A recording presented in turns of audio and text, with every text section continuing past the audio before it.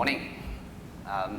We've had a good morning, and I think Andy speaks beautifully, apart from the New Zealand accent. But he describes zero as love. And so I'm going to go on that theme today of eat, pray, love. Pretty scary theme, eat, pray, love. And I wouldn't admit to reading the novel, let alone in a public forum like we're in today. But it's a conference on disruption. And therefore, I'm going to take a bit of risk and kind of use that eat, pray, love theme right throughout my speech today. And starting with a quote from Elizabeth Gilbert, who wrote the book, said, "A soulmate, and I'll comp it to a startup's purpose, is to shake you up, tear apart your ego a little bit, show you your obstacles and addictions, break your heart open so new light can get in, make you so desperate that you have to transform your life, and then introduce you to your spiritual master." Now, if the ecosystem that I'm going to talk about today, competition, can do this to both entrepreneurs and even incumbents, then we're really achieving our mission here of building a startup ecosystem. I felt this way in my first startup, Park Assist, and I left Australia in 2008 to scale a business in parking automation. Has anyone seen red and green lights in parking garages? Sometimes they're red, sometimes they're green, sometimes they should be red, and unfortunately they're green. But that was my invention in 2006, back here in Australia. And we started off no money, no office, as we've been told this morning. And we built that into a 250-person business that automated parking garages throughout the world. There were huge bumps along the way to automating parking garages, and I can give you a number of reasons of what our purpose was in a very unsexy industry.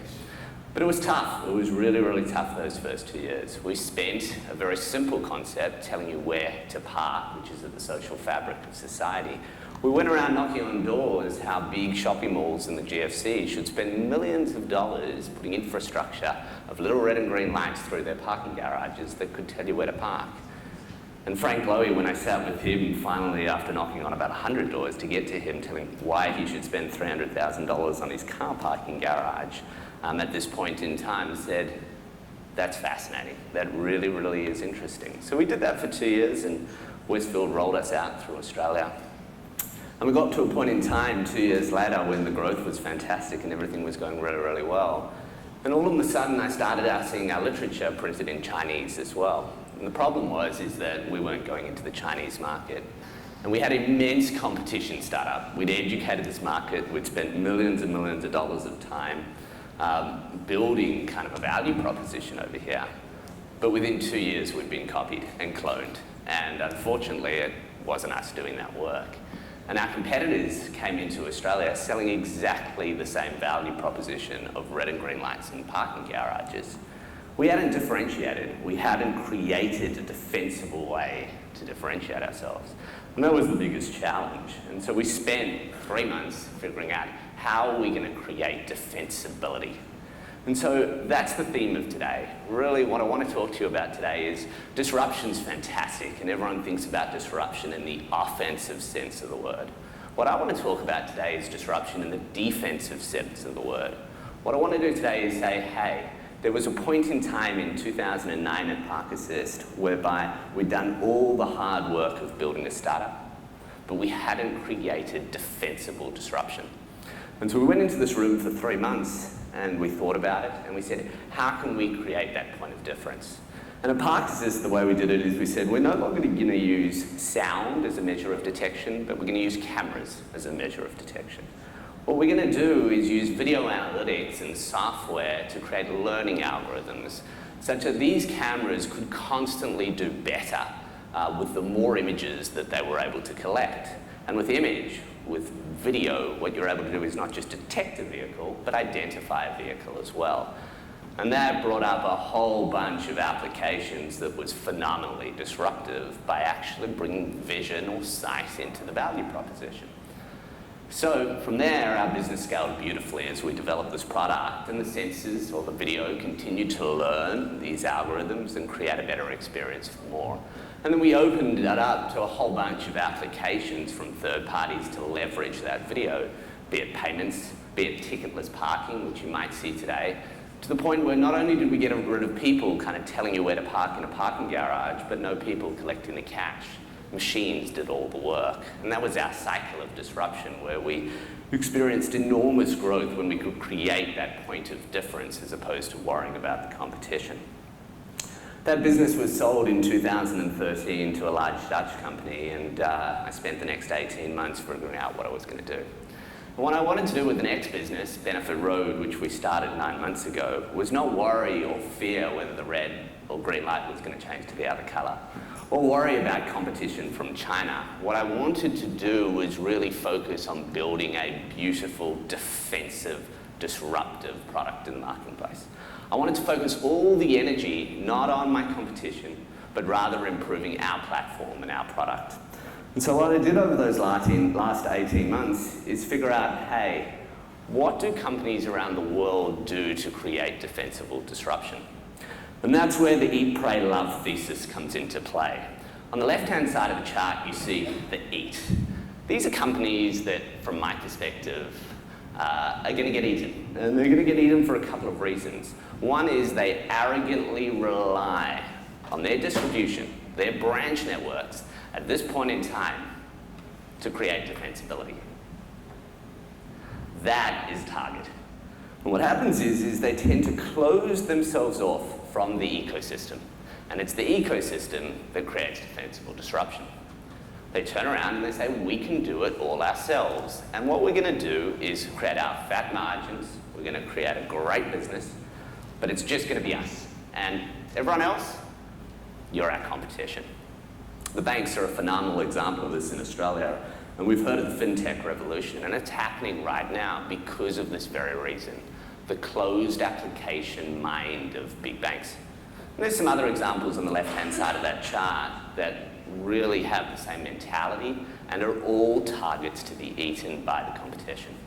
On the right-hand side of the chart, what you see is love. And lucky for me, Andy spoke about love this morning, and I've got a big fat 0 circle right over there on the right-hand side. But he's right. He's absolutely right. What these companies on the right-hand side do is they focus on platform. They focused on open applications. And what they do is they leverage the third-party applications in the crowd, not only for their good, not only for the customer's good, but the ecosystem's good. They share the customer relationship. And that's a key part of defensible disruption. And whether it be Xero, whether it be Salesforce, whether it be Airbnb, whether it be Uber, we've heard about all these examples this morning. They all do it from a platform and openness perspective. So 4 or 5 key elements that I found to creating a defensible platform. And that's what you see over there listed in the middle. 1 is sharing the customer relationship. 2 is community. And that's, Daze and Jill or whoever it was driving from Perth to Melbourne for a XeroCon conference. I mean, who would have thought? But Xero do an amazing job at creating community.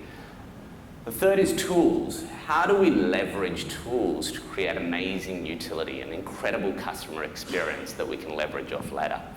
And lastly, data. How do we use data to be cool, not creepy? Very quickly going through these 4 or 5 different points and building out on the platform versus application, open platform versus closed application story, there were 3 elements that I found to making open platforms. 1 was that there's low amounts of friction in both the product and the pricing of a platform. What we've got to find here is that the utility, the value for being in the network on the platform from a third-party perspective exceeds the transactional costs that are charged from being on that platform. And if you can do that, what happens is that we build as third-party developers for the platform rather than eat and attack the distribution of the incumbent. 2, evolution. The major part of a platform is that it evolves. We build a platform not for today, but for an unknown tomorrow. And what you get there is the relevancy of something called co-creation. Airbnb, for example, and that example has been used multiple times today, don't go and react to a new hot travel destination somewhere in Venezuela when it comes up, right? The power of the crowd's able to do that off the back of the platform. They don't turn around and build that hotel in Venezuela. They don't have any inventory. They worry about the crowd's ability, someone in Venezuela, to adapt to that. And lastly, agility. Software today is built not in a stable state. It's built in an agile state. It's built that it can constantly change, evolve, and keep up with the times. And the power of that pace, unless you have an open platform, will eat you rather than love you. Sharing is caring, we say over here, and this is Apple's dilemma in its open platform. Apple's thought to be one of the #1 platforms in the world. They've spent or created about $25 billion of value over time for third-party application developers. There's one challenge with platform is that one needs to share. One needs to share the customer relationship. And that goes completely against Apple's instincts. Apple's instincts are to own the customer relationship, right? So app developers are unable really to have that interaction with the customer base. They can't give information on upgrades. They can't get feedback in a loop from those customers because it all goes through Apple's disintermediation of the value chain. And going forward, Apple is going to have an incredible challenge when it comes to platform. It's got to work out whether it's prepared to truly share that customer relationship. Key part of building a sustainable community for its app developers such that it can pump back into the platform to create that ever sense of defensible cycle. Community. We spoke about zero, driving from Melbourne to Perth. I personally wouldn't do that, but there's a lot of people who would. And there's 150,000 people who fly to San Francisco each year for Dreamforce, let alone that be Usher. There could be some famous basketball player. That could be some third-party app developer sitting in Melbourne who decides, hey, I want to be part of this. And what you get is this network effect, right? What Salesforce calls its internet of customers, all kind of talking about the Salesforce brand. And that network effect is what creates defensibility of the platform as well. Lastly, tools and data. Google do an incredible job of building marginal utility by constantly releasing new tools for free for people to use. And they do this because they leverage that data, they leverage that audience in ways that they can monetize. But at the end of the day, the tools that Google provide is what creates the defensibility on the platform. Facebook, LinkedIn, Amazon all do this as well. They use data to create a better customer experience. And that better customer experience results in third-party lead generation for those three companies. It creates a better experience for the customer. And lastly, brings the ecosystem into play to make sure, again, that those companies are loved, not eaten. At Benefit Road, we took these lessons and we created, hopefully, what we deem the magic 4 ingredients: platform, community, tools, and data. What we built was an incredible HR platform. There's 3 things we need to run a business. One is sales. If I said to you guys in the room today, what is the underlying software that supports sales in business? You wouldn't say SAP or Oracle, you'd say Salesforce. And if I said to you today, what is the second most important part of business, now that we've got those sales, as Andy said, we've got to be able to manage those sales in the most seamless way. And Andy deemed that was an accounting platform. And I guarantee you today, after today's talk, you'd be saying Xero is the accounting platform of choice.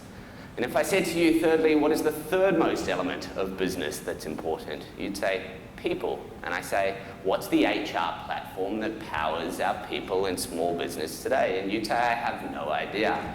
And the reason for that is HR departments are the last departments to get funded, yet they are the largest cost center in business, people. So we went out and we said, well, what happens if we could build a beautiful HR platform and we could give it away for free? Something to manage the experience from onboarding through to offboarding, where onboarding at the moment is done in a manila folder, which you get in the post 2 weeks before starting your job, which a whole bunch of files in it. It's archaic. It's like the 1950s, and it hasn't changed for 99% of companies. So we digitalize that experience and then provide a whole bunch of tools around that, from performance management through to recruitment tools, through to employee surveys and payroll, and we make that beautiful HR experience. But instead of charging for it, like some of my predecessors, we give that away for free. And those are the tools that Google use. And then we say, well, we can't give everything away for free in life. How do we pump back into building beautiful products? Well, that comes through benefits. And as an employee of a company, I should have benefits. What benefits do I get? Well, there's a whole bunch of benefits listed on the right-hand side. And we're obviously acting as that distribution mechanism for insurance companies to be able to provide benefits to employees. But we have to be able to add value through those benefits. We have to be able to provide a step change in customer experience, that you can get incredible benefits from the loyalty that you have with the company rather than just buying them in a retail sense or off the shelf. And if we can do that, if we can provide that step change in novated leasing, if we can provide that step change in the apathy towards superannuation in this country, we've done an incredible job at creating a community of love. That's our goal at Benefit Road, is to give away free software, to use those tools to improve the HR experience in business, create the defensibility and the loyalty through the benefits that we offer through that platform. And hopefully, I don't have to worry about red and green lights ever again. Lastly, just a message, startups should all pray because it's damn hard. Thank you very much.